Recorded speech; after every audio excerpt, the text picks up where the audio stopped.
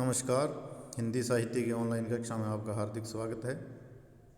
आज हम हिंदी साहित्य के इतिहास में भारतेंदु युग और भारतेंदु युग की साहित्यिक प्रवृत्तियों का अध्ययन करेंगे। भारतेंदु युग का समय है वो सन 1850 से लेकर सन 1900 ईस्वी तक माना गया है। भारतेंदु का जन्म 1850 ईस्वी में हुआ। भारतेंदु ने 21 काव्य ग्रंथ, 48 प्रबंध काव्य तथा कई मुक्तक रचनाएं की। इसके अतिरिक्त उन्होंने नाटक, निबंध, रंगमंच आदि विधाओं पर अपनी लेखनी चलाई। पत्रकारिता के क्षेत्र में भारतेंदु ने कवि वचन सुधा, हरिश्चंद्र मैगजीन आदि पत्र चलाकर प्रथम हिंदी समाचार पत्र उदंत मार्तंड की परंपरा को कायम रखा। भारतेंदु ने गद्य में भी विभिन्न विधाओं की शुरुआत की। उन्होंने उन सभी आवश्यक विषयों पर लिखा जिनसे नवजागरण का आधार तैयार हुआ। भारतेंदु का प्रभाव उस युग के सभी साहित्यकारों पर ही नहीं बल्कि बाद के साहित्यकारों पर भी पड़ा।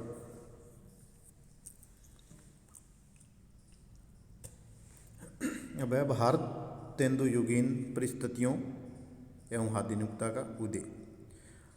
1857 ईस्वी के बाद महारानी विक्टोरिया का भारत पर अधिकार हो गया और 1900 ईस्वी तक आते आते ब्रिटिश सरकार ने कई सुधार कार्य किए, लेकिन वे बहुत महत्वपूर्ण नहीं थे। कई लोगों को सरकार द्वारा कल्याणकारी कदम उठाए जाने की उम्मीद थी, लेकिन ऐसा नहीं हुआ। 1885 ईस्वी में कांग्रेस की स्थापना के बाद भारतीय जनता को अंग्रेजी राज्य के औपनिवेशिक हितों के विषय में पता चला।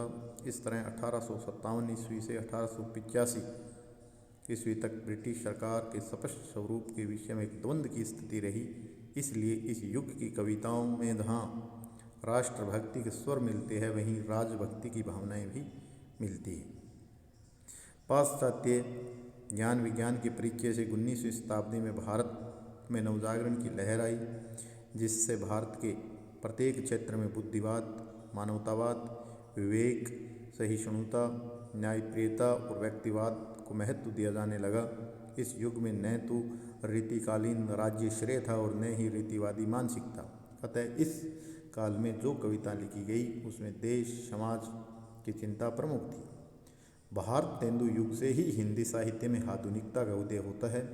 आधुनिकता एक वैचारिक दृष्टिकोण है जो ईश्वर की जगह मानव को और आस्था की जगह तर्क को केंद्र में रखता है। आधुनिकता वैज्ञानिक दृष्टिकोण में विश्वास करती है एवं कोरी भावुकता का निषेध करती है। इसलिए आधुनिकता के दौर में जो साहित्य लिखा गया वह लौकिक जीवन की चिंता करता है। इस युग में ईश्वर की धारणा व्यक्तिगत आस्था के रूप में स्वीकृत होती है। साहित्यिक या कलाओं में उसका चित्रण प्रासंगिक नहीं रह जाता। आधुनिकता नवजागरण का परिणाम थी। नवजागरण दो जातीय संस्कृतियों की टकराहट से उत्पन्न रचनात्मक ऊर्जा थी जो मनुष्य के संपूर्ण एवं संश्लिष्ट रूप की खोज में उसका परिष्कार करना चाहती थी। संपूर्ण मनुष्य की यह परिकल्पना भारतीय नवजागरण का केंद्र बिंदु बनी। अब हम देखते हैं भारतेंदु युग की साहित्यिक प्रवृत्तियाँ क्या है। इसको दो भागों में बांटते हैं। सबसे पहले संवेदना पक्ष या जो भावगत विशेषताएं हैं उनका हम अध्ययन करेंगे। तो भावगत या संवेदनागत प्रवृत्तियाँ हैं, उसमें सबसे महत्वपूर्ण प्रवृत्ति है भारतेंदु युग की, वो है अंतर्विरोधों का साहित्य। भारतेंदु काल की कविता अंतर्विरोधी मूल्यों की कविता है और यह अंतर्विरोध समाज की संरचना के भीतर से आए हैं। उस समय अंग्रेजी संस्कृति तथा भारतीय संस्कृति के दो विरोधी मूल्यों का मिलन हो रहा था, जिसे तनाव की स्थिति पैदा की। और यह तनाव कविता के कई स्तरों पर व्यक्त होता है, जैसे राजभक्ति बनाम राजविरोध, राजभक्ति बनाम राष्ट्रभक्ति, भक्ति, श्रृंगार बनाम जन सामान्य की समस्याएं, ब्रजभाषा बनाम खड़ी बोली इत्यादि। राजभक्ति एवं राष्ट्रभक्ति। भारतेंदु युग के प्रारंभ के कवियों में ब्रिटिश सरकार के प्रति राजभक्ति के भाव थे। इसका कारण यह था कि प्रारंभ में वे साम्राज्यवादी सरकार के स्वार्थ को स्पष्ट रूप से समझ नहीं सके। यद्यपि ब्रिटिश सरकार ने कुछ सुधार अवश्य किए, परंतु ऐसा करने के पीछे उनकी सदिच्छा नहीं थी। और इस प्रारंभिक दौर में ब्रिटिश सरकार का सही रूप स्पष्ट न हो सका। इसलिए इस युग में जहाँ महारानी विक्टोरिया की प्रशंसा के भाव मिलते हैं, वहीं राष्ट्र प्रेम भी दिखता है। जैसे भारतेंदु युग की एक रचना है, अंग्रेज राज सुख साज सजे सब भारी, पे धन विदेश चली जात, इहे अति ख्वारी। समस्याओं पर आधुनिक चिंतन करने वाले कवियों के पास तत्कालीन तनावपूर्ण स्थितियों से उबरने का कोई साधन नहीं था, इसलिए वे भारत की दुर्दशा पर आंसू बहाने को विवश थे। तो भारत दुर्दशा नाटक का 2 लाइनें हैं, रोऊ सब मिली के आऊ भारत भाई, हा हा भारत दुर्दशा ने देखी जाई। दूसरी प्रमुख भावगत विशेषता है श्रृंगारिकता की चेतना। इस काल में आधुनिकता की चेतना के बावजूद रीतिकालीन प्रभाव को पूरी तरह छोड़ा नहीं जा सका, अतः कहीं कहीं शुद्ध श्रृंगार के दर्शन भारतेंदु युग की कविता में होते हैं। जैसे पिए प्यारे तिहारे निहारे बिना अंखियाँ दुखियाँ नहीं मानती। और कहीं कहीं यह श्रृंगार भक्ति के साथ जुड़कर भी आया है, अर्थात भक्ति व श्रृंगार का समन्वय हुआ है। जैसे जय जय हरि राधा रस केली, तरनी तनुजा तट इकंत पे बाहु बाहु पे मेली। अगली विशेषता है भक्ति भावना। यहाँ भक्ति के निर्गुण और सरगुण दोनों रूप उपलब्ध होते हैं।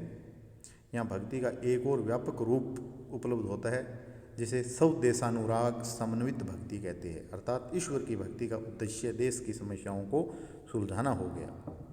तो इस स्वदेशानुराग समन्वित भक्ति का एक उदाहरण है, हम औरत भारतवासिन पे अब दीन दयाल दया करिए, प्रभु हो पुनि भूतल अवतरिए, अपने या प्यारे भारत के पुनि दुख दरिद्र हरिए।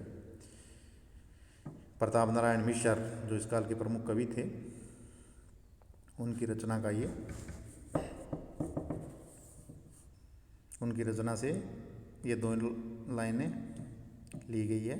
और राधा कृष्ण दास की रचना से एक, प्रभु हो पुनि भूतल अवतरिए, अपने या पारे भारत के पुनि दुख दरिद्र हरिए। समस्या पूर्ति। इस युग में कविता वर्धनी सभा, एक सभा थी जिसका नाम था कविता वर्धनी, और रसिक समाज जैसी संस्थाओं की स्थापना की गई, जहाँ कवियों की गोष्ठियाँ होती थी और नए कवियों को प्रोत्साहन दिया जाता था। इस परंपरा में एक विषय तय किया जाता था और उसकी अंतिम पंक्ति तय होती थी। विभिन्न कवि अपनी प्रतिभा के अनुरूप उससे पहले की पंक्तियाँ लिखते थे। इसे समस्या पूर्ति कहा गया, जो इस समय के कवियों की प्रमुख प्रवृत्ति रही। उसमें नए नए कवियों को मौका दिया जाता था कि कोई भी रचना है उसकी अंतिम पंक्ति लिख दो, और ऊपर में कवि अपने विवेक से कौन कौन सी पंक्तियाँ लिखता है उसके आधार पर समस्या पूर्ति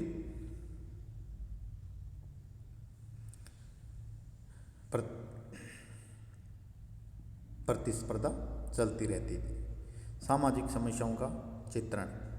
इस युग का काव्य जन जीवन से जुड़ा है, अतः इससे नारी शिक्षा, विधवा समस्या, बाल विवाह, धार्मिक संकीर्णता जैसे विषयों की ओर कवियों की दृष्टि गई, और इन कवियों ने समाज में फैली विकृतियों पर चोट करके समाज में नई चेतना पैदा की। प्रताप नारायण मिश्र ने बाल विधवा की इसी समस्या को उकेरते हुए लिखा है, कौन करे जो नहीं कसकत, सुनी विपत्ति बाल विधवन की। अब इसका दूसरा भाग है शिल्पगत विशेषता या भारतेंदु युग का कला पक्ष। तो सबसे पहले इसमें काव्य रूप। इस युग में मूल रूप से मुक्तक काव्य की रचना हुई और कुछ प्रबंध काव्य भी मिलते हैं, जैसे प्रेम धन कृत जीर्ण जनपद। इसके अतिरिक्त परगीत, मुक्तक, लोकगीत और मुकरियाँ भी मिलती है। मुकरी का एक उदाहरण है, सब गुरुजन को बुरा बतावे, अपनी खिचड़ी आप पकावे, भीतर तत्व ने झूठी तेजी, क्यों सखी साजन नहीं अंग्रेजी। अर्थात अंग्रेजी भाषा के बारे में ये मुकरी हरिश्चंद्र, भारतेंदु हरिश्चंद्र की लिखी गई है कि सब गुरुजन को बुरा बतावे, अपनी खिचड़ी आप पकावे, भीतर तत्व ने झूठी तेजी, क्यों सखी साजन नहीं अंग्रेजी। भाषा। भारतेंदु युग के कवियों की अधिकतर रचनाएं ब्रजभाषा में हैं, और ब्रजभाषा में कोमलकांत पदावली होने के कारण इस काल के कवि उसका मोह छोड़ नहीं सके, और इस समय के गद्य साहित्य में खड़ी बोली का सफल प्रयोग हुआ, किंतु काव्य में उसे विशेष सफलता नहीं मिली। भाषा के संदर्भ में भारतेंदु का मत था, अंग्रेजी पढ़ी के यद्यपि सब गुण होत प्रवीण, पे निज भाषा ज्ञान के बिन रहत हीन के हीन। छंद। छंदों में भारतेंदु युग की कविताओं में जिन छंदों का प्रयोग